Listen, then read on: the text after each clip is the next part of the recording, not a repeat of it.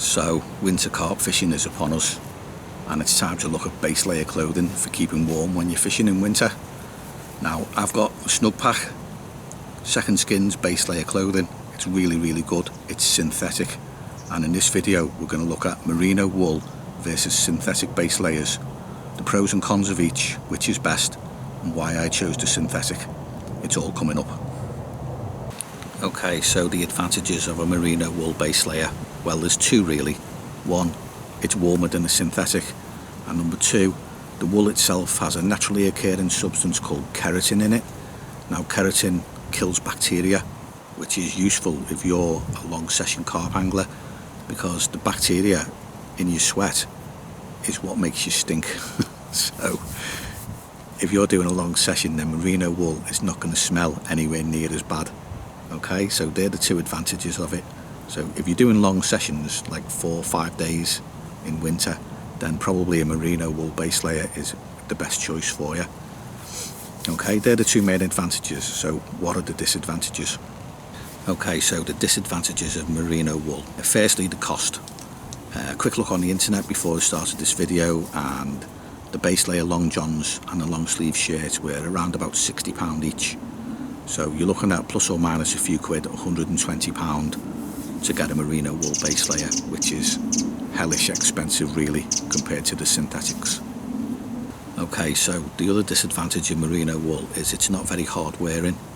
The woolen fibres themselves are very fragile because they're so thin. You can't machine wash a merino wool base layer.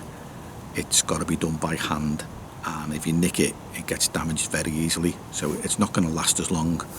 So although it's warmer and it will stop you smelling, the other side of the coin is it's expensive and it's not going to last very long. Okay, so that's merino wool. Let's talk about synthetics. Okay, so the cons of a synthetic base layer. Well, it's not as warm as merino wool. We know that.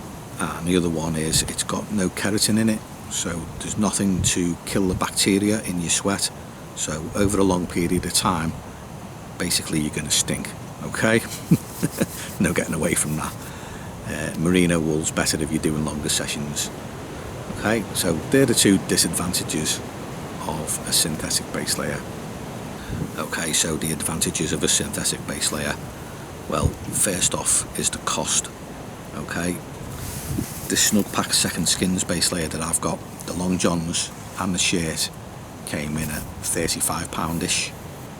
And that's not each, that's for both. Okay, so they were about £17 to £18 each on Amazon. So you can get yourself out with a base layer for winter for around about £35, maybe £40 at the most. That's, you know, 1/3 of the cost of merino wool. So big plus the price. So the other advantage of a synthetic base layer is it's faster working than merino wool. So it will wick out more sweat and it will do it quicker. Okay, so, you know, if you're on a day session or you're only doing a couple of days, then the chances are it's a good choice for the base layer, and it's why I chose it. I mean, I got this Snugpak second Skinz stuff. It was cheap.